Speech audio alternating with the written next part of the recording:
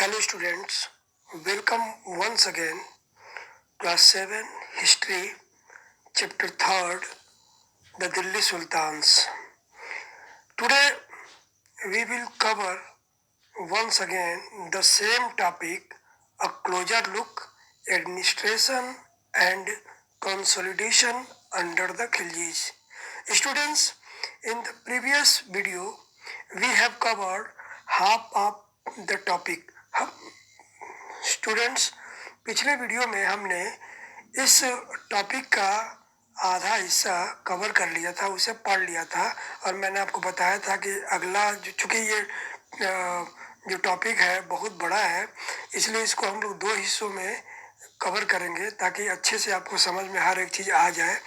तो इसलिए अब आज हम इसी टॉपिक को के अगले हिस्से को कवर करेंगे। जैसा कि आप देख पा रहे हैं, मैं मूव कर रहा हूँ और हम लोग ये सारे टॉपिक जो आपको दिखाई दे रहा है, सारे पॉइंट्स को क्लियर किए थे एक करके। हमने इस टॉपिक में पढ़ा था, जो हमारा लास्ट पॉइंट था, care was taken that the mukti collected only the taxes prescribed by the state and that he kept the required number of soldiers। इस पॉइंट में हमने ये पढ़ा था कि कैसे जो मुक्ति, जो कि एक इक्ता का प्रमुख होता था, वो इक्ता में लॉ एंड ऑर्डर मेंटेन करने के लिए उसको अपॉइंट किया जाता था। साथ ही साथ इक्ते से जो कलेक्शन होता था रेवेन्यू वगैरह का, वो रेवेन्यू वो राजा के बिहाफ पर यानी राजा के लिए कलेक्ट करता था। साथ ही साथ उसके साथ कुछ सैनिक भी होते थे, तो उन सैनिकों को उसी रेवेन्यू में से कुछ हिस्सा एज ए सैलरी वो देता था। और साथ ही साथ उसे यह भी खास ख्याल रखना था कि राज्य ने उसको जितने सैनिक रखने की अनुमति दी है उतने ही वो सैनिक रख सके। अब आइए मूव करते हैं आगे। As the Delhi Sultan brought the hinterland of the cities under their control, they forced the landed chieftains, the Samanta, aristocrats and rich landlords to accept their authority। Student ध्यान दीजिएगा कि दिल्ली सुल्तान्स जब उन्होंने जो दिल्ली राज्य शहर के अंतर्गत जो उसके भीतरी सटे हुए प्रदेश थे, जो शहर से कुछ दूरी पर थे, उन प्रदेश के जो रहने वाले जो स्थानीय सरदार या मुखिया थे या जो सामंत थे, उन पर जबरदस्ती राजा ने अपना सत्ता स्वीकार करने के लिए दबाव डाला। यानी राजा ने उनसे कहा कि वो उनकी सत्ता को स्वीकार कर लें और इस प्रकार से अलाउद्दीन खिलजी ने उन्हें, क्योंकि वो अपने क्षेत्र में, जिस क्षेत्र में शासक या सामंत रहते थे, वहाँ पर ये खुद ही रेवेन्यू वगैरह थे इन्फोर्स करते थे, लेकिन वो रेवेन्यू का कंट्रोल भी उनसे खिलजी ने छीन ली। अलाउद्दीन खिलजी ने अपने राज्य के अंतर्गत आने वाले सभी प्रकार के जो रेवेन्यू कलेक्शन के राइट्स थे, अर्थात जो राजस्व वसूली थी, यानी रेवेन्यू आपको पहले ही बता चुका हूँ लेकिन एक बार फिर से क्लियर कर देता हूँ। रेवेन्यू जो राज्य के अंतर्गत जो किसान होते हैं, जो खेती बाड़ी करते हैं, जमींदार वगैरह जो होते हैं, वो जो भी फसल उगाते हैं, उस फसल का कुछ हिस्सा राजा को वो एज ए टैक्स देते हैं, उसी को रेवेन्यू या लगान भी कहते हैं। तो इस प्रकार से लगान संबंधी सभी अधिकार खिलजी ने अपने अंतर्गत कर लिए। और the rights of the local chieftains to levy taxes were cancelled and they were also forced to pay taxes। और जो उनके स्थानीय जो सरदार थे या जो जमींदार थे, उनसे भी सभी प्रकार के जो राजस्व लेने के अधिकार थे वो छीन लिए गए और उन्हें भी कर चुकाने के लिए दबाव डाला गया। The Sultan's administrators measured the land and kept careful accounts। इतना ही नहीं, सुल्तान ने अपने प्रशासकों को सावधानी पूर्वक हर एक चीज का ब्यौरा लेने को कह दिया। Some of the old chieftains and landlords served the Sultanate as revenue collector। इतना ही नहीं, कुछ जो स्थानीय सरदार और जमींदार थे, उन्होंने सल्तनत में रेवेन्यू कलेक्टर अर्थात राजस्व अधिकारी के रूप में, लगान अधिकारी के रूप में कार्य करना शुरू कर दिया। There were 3 types of taxes. Khilji के टाइम जो कुछ टैक्स लगाए गए थे उसमें से जो कुछ 3 टाइप्स के टैक्सेस थे वो इम्पोर्टेंट थे। On cultivation called kharaj and amounting to about 50% of the peasants produce. इसमें से जो पहला टैक्स था उसको खराज बोलते हैं और ये किसान के उपज का 50% होता था। मान लीजिए किसान ने अगर अपने खेत से अगर 50 क्विंटल अगर उसने अनाज पैदा किया, चाहे गेहूं या चावल या कुछ भी, तो उसमें से 25 क्विंटल उसे एज ए रेवेन्यू राजा को देना होता था। नंबर दूसरा था ऑन कैटल, यानी जानवरों के ऊपर, जो भी घोड़े या ऊंट या बकरी, गाय, भैंस जो भी लोग पालते थे उनके ऊपर भी उन्हें टैक्स देने पड़ते थे। इसके साथ साथ ऑन हाउसेस, घरों के ऊपर भी टैक्स लगाया जाता था। It is important to remember that large parts of the subcontinent remained outside the control of the Delhi sultan. यह भी जानना बेहद जरूरी है कि इतने बड़े उपमहाद्वीप पर कब्जा करने के बाद भी बहुत सा ऐसा हिस्सा था जो सुल्तान के नियंत्रण से बाहर था। It was difficult to control distance provinces like Bengal from Delhi and soon after annexing southern India. अर्थात कहने का तात्पर्य है कि यद्यपि जो खिलजी थे उन्होंने बंगाल तक के इलाकों पर अपना कंट्रोल कर लिया था जो दिल्ली से काफ़ी दूर थे।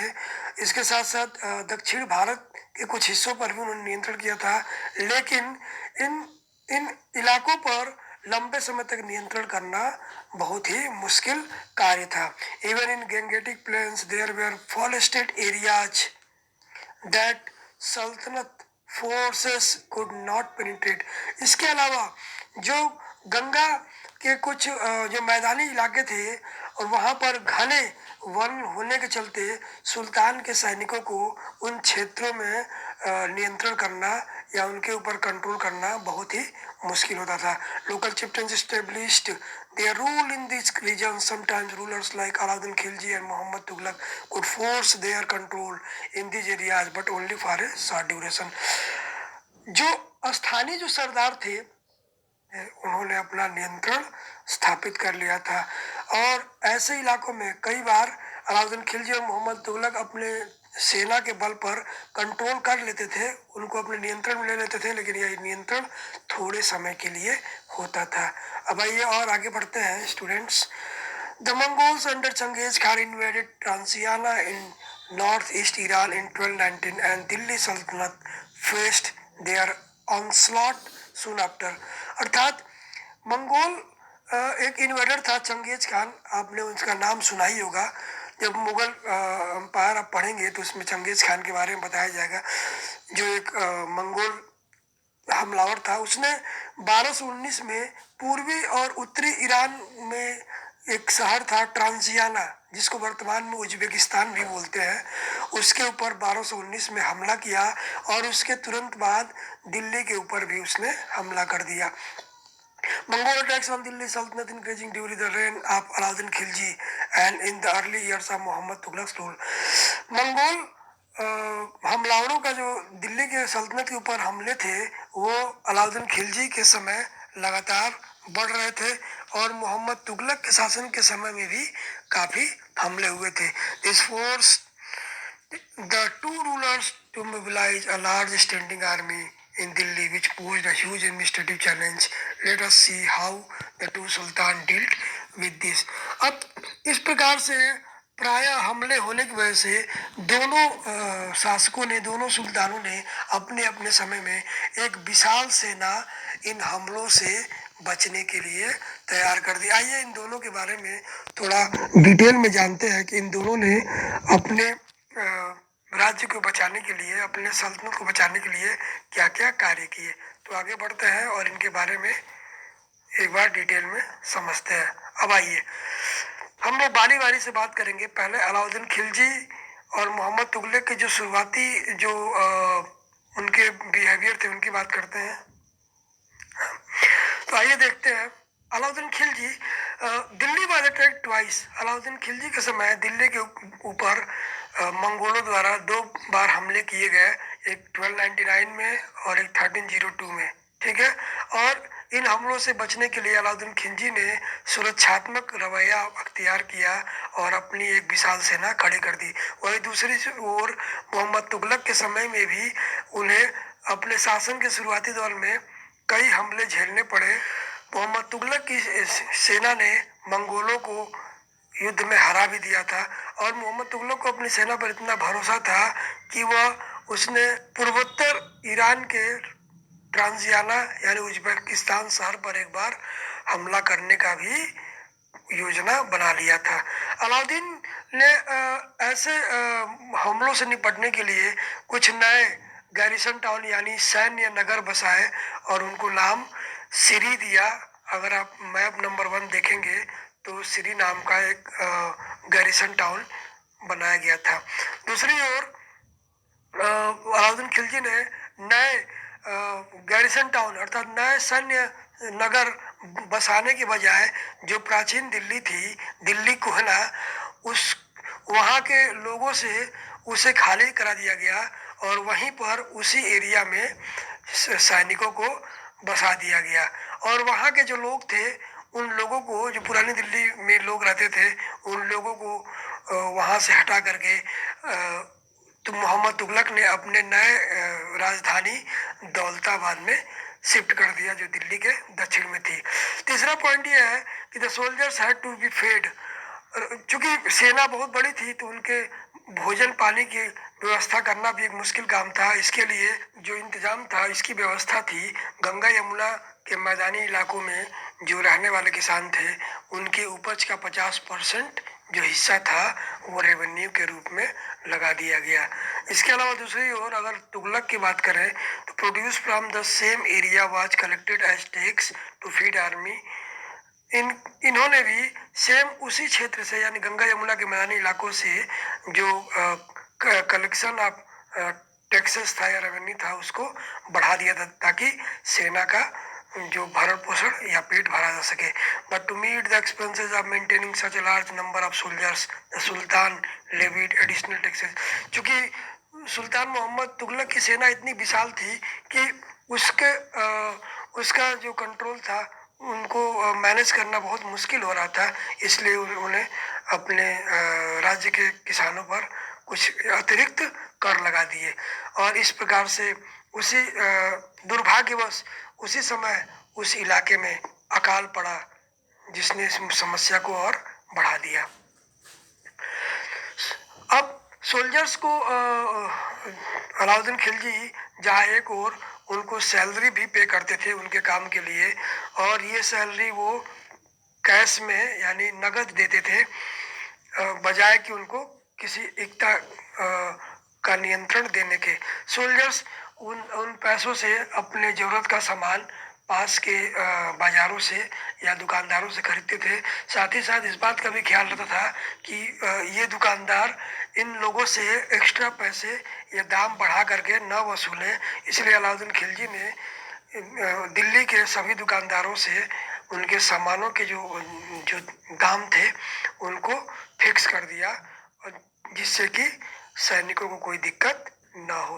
दूसरी ओर मोहम्मद तुगलक भी अपने सैनिकों को सैलरी देते थे, लेकिन उनकी जो सैलरी होती थी वो भी कैश ही होती थी, और प्राइस को कंट्रोल के लिए उन्होंने एक टोकन की करेंसी इजाद की, अर्थात एक सस्ते टोकन को उन्होंने अपना मुद्रा बनाया।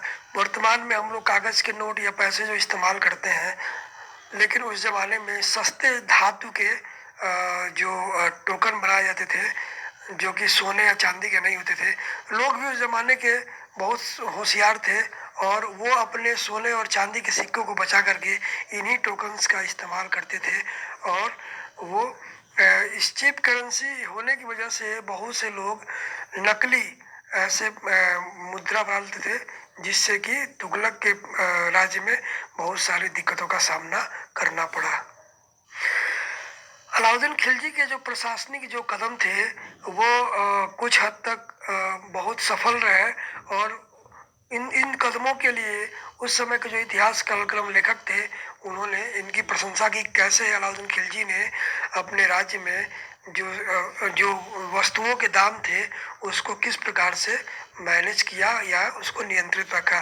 वही मोहम्मद तुगलक का जो प्रशासनिक जो कदम थे वो विफल साबित हुए, अर्थात उन्होंने जो भी कदम उठाए, जैसे कि मोहम्मद तुगलक के जो प्रशासनिक कदम थे वो पूरी तरह से विफल हो गए। उनका कश्मीर के ऊपर नियंत्रण करना भी विफल रहा, एक आपदा साबित हुआ। इसके साथ साथ उन्होंने इससे आगे बढ़ करके ट्रांजियाना यानी उज्बेकिस्तान के ऊपर भी हमले की रणनीति बनाई, लेकिन उसी बीच कुछ प्रशासनिक दिक्कतों के कारण उन्होंने अपने इस जो योजना थी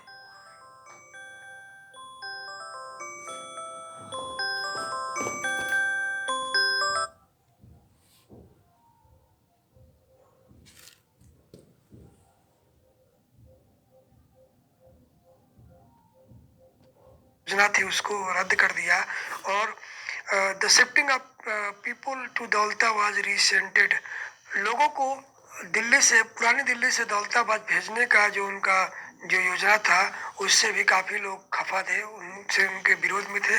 इसी समय करों की बढ़ोतरी और क्षेत्र में अकाल पड़ने के कारण वहां पर चारों तरफ विद्रोह फैल गया और अंततः राजा को अपनी जो टोकन करेंसी थी उसे वापस लेनी पड़ी। तो ये था दोनों के बीच प्रशासनिक और राजनीतिक दोनों के इच्छा शक्ति के बारे में बताता है।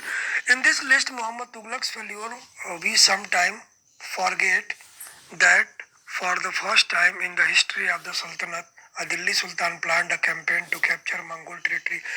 यद्यपि कि हम मोहम्मद तुगलक के अगर असफलताओं को कुछ समय के लिए भूल जाएं तो हमें यह भी याद रखना होगा कि दिल्ली सुल्तानों में मोहम्मद तुगलक एक पहला सुल्तान था इतिहास का जिसने मंगोल टेरिटरी के ऊपर या मंगोल का जो प्रदेश था उनके ऊपर कब्जा करने का योजना बनाया।